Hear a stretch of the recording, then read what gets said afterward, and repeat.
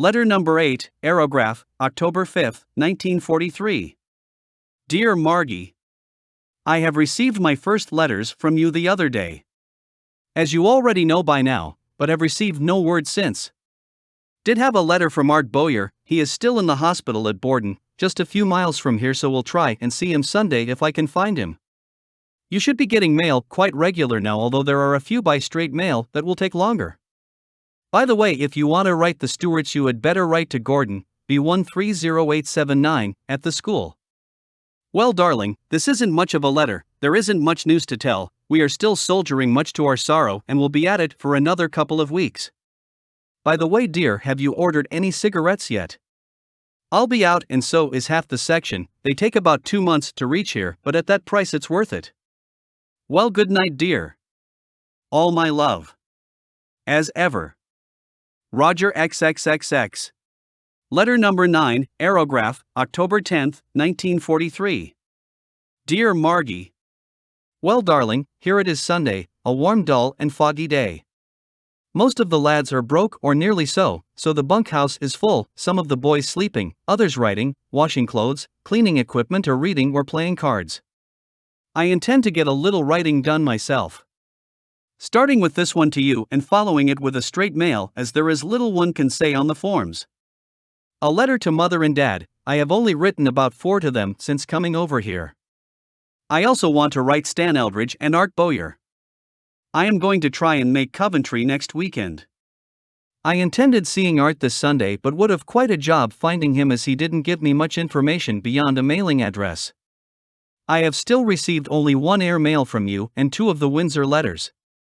However, I will enjoy them all the more when they do come. Well, I guess that is the end of this page, so we'll have to give you all the news in a straight letter.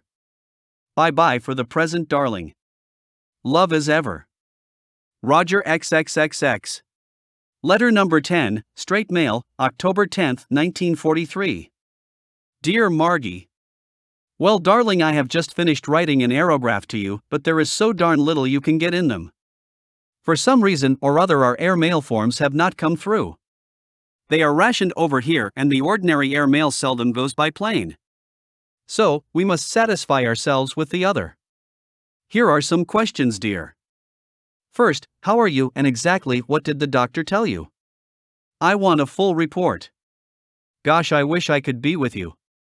Another thing, are you getting my letters okay? I have numbered them all, but as some are fast mail and some straight, they will be all mixed up. The other issue, dear, is an old one, that is finance. I told you I was assigning you a couple more dollars, but that won't help much. But if you need more, let me know. There are some things I wanted you to send me, but we have an all-important item coming up, and therefore you must come first at any cost. So, darling, will you let me know the approximate cost and just how you are fixed? One thing, dear, watch yourself and don't try to do too much. I know what you are like. You will probably want to keep going as long as you can at some job. You certainly have taken a big load, darling, and don't ever think I don't appreciate it. I wish I could be with you where I belong. One thing, you are not taking sick anymore. I'm glad to hear that. Well, dear, things over here are pretty quiet. We are all hoping that we will be called on the top work soon. This training, although important, gets rather boring and uninteresting. Good thing we have a swell officer, much better than the one at Minley. He is from Halifax and has been here a couple of years. The sergeant and NCO are all tradesmen who don't like the training any more than we do, so we are just one happy family. We were on a 10-mile route march the other night and were returning about 9. The sirens started an alert and could hear the planes overhead. Jerry was over London and had wandered a little inland. We could hear anti-aircraft fire in the distance and see the lights combing the sky. It was quite a thrill, the first indication of war since we landed. However, we just kept on marching and singing all the duty songs we knew, not caring whether we were in the country or marching through a village. We landed back in camp about 10 for something to eat. Boy, it was good, as we were hungry and tired. Well, darling, guess this is about all for the present. We'll write in a day or so an airmail, I hope. Oh yes, I bought a pair of hair clippers and am in the business. At least the clippers are nearly paid for and they will keep me in spending money.